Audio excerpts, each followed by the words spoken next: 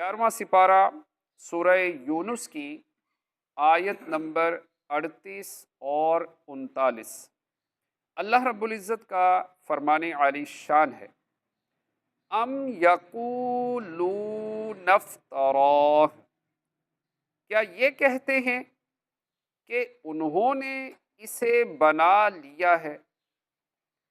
قل، تم فرماؤ، فَأْتُوا بِسُورَةٍ مِثْلِهِ، تو اس جیسی کوئی ایک صورت لے آؤ، وَادْعُوا مَنِ اسْتَطَعْتُم مِّن دُونِ اللَّهِ، اور اللہ کو چھوڑ کر جو مل سکے سب کو بلا لاؤ، اِن کنتم صادقین، اگر تم سچے ہو۔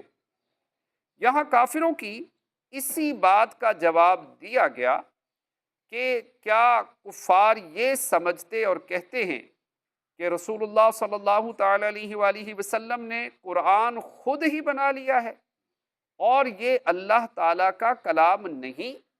اے حبیب صلی اللہ تعالی علیہ وآلہ وسلم، آپ ان سے فرما دیں کہ اگر تمہارا یہی خیال ہے تو تم بھی عربی ہو، فصاحت و بلاغت کے دعوے دار ہو۔ دنیا میں کوئی انسان ایسا نہیں ہے جس کے کلام کے مقابل کلام بنانے کو تم ناممکن سمجھتے ہو، لہذا اگر تمہارے گمان میں یہ انسانی کلام ہے تو تم بھی اس جیسی کوئی ایک صورت لے آؤ، اور اللہ تعالیٰ کے سوا جو تمہیں مل سکیں سب کو بلا لاؤ اور ان سے مددیں لو، اور سب مل کر قرآن جیسی ایک صورت تو بنا کر دکھاؤ۔ قرآن مجید کا یہ چیلنج 1400 سال سے زائد عرصے سے چلا آ رہا ہے، لیکن آج تک کوئی کافر اس کا جواب نہیں دے سکا، اور اگر کسی نے جواب دینے کی کوشش بھی کی ہے تو قرآن کریم کے مقابلے میں اس کی حیثیت ناچیز ذرے سے بھی کم ثابت ہوئی ہے۔ وَمِنْهُمْ مَنْ يُؤْمِنُ بِهِ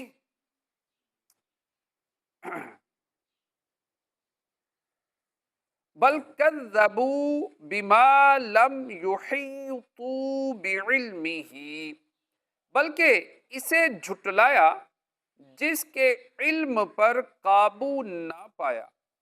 وَلَمَّا يَأْتِهِمْ تَأْوِيلُهُ، اور ابھی انہوں نے اس کا انجام نہیں دیکھا ہے۔ كَذَلِكَ كَذَّبَ الَّذِينَ مِن قَبْلِهِمْ، ایسے ہی ان سے اگلوں نے جھٹلایا تھا۔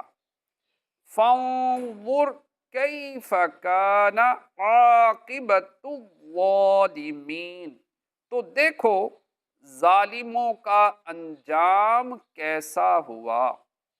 یعنی قرآن پاک کو سمجھنے اور جاننے کے بغیر انہوں نے اس کی تکذیب کی، اور یہ انتہائی جہالت ہے کہ کسی شے کو جانے بغیر اس کا انکار کیا جائے، اور قرآن کریم کا ایسے علوم پر مشتمل ہونا جن کا علم و خرد کے دعوے دار احاطہ نہ کر سکے، اس کتاب کی عظمت و جلالت ظاہر کرتا ہے، تو ایسی اعلیٰ علوم والی کتاب کو ماننا چاہیے تھا، نہ کہ اس کا انکار کرنا۔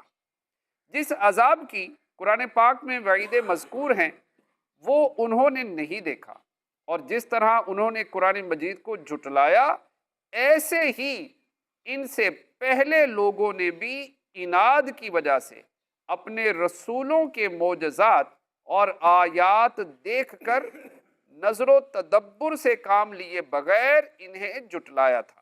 تو تم دیکھ لو کہ ظالموں کا کیسا انجام ہوا، اور پہلی امتیں اپنے انبیاء کرام علیہم الصلاۃ والسلام کو جھٹلا کر کیسے کیسے عذابوں میں مبتلا ہوئیں۔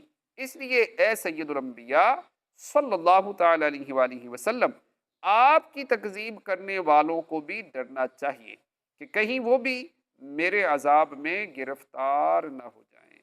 صلو علی الحبیب۔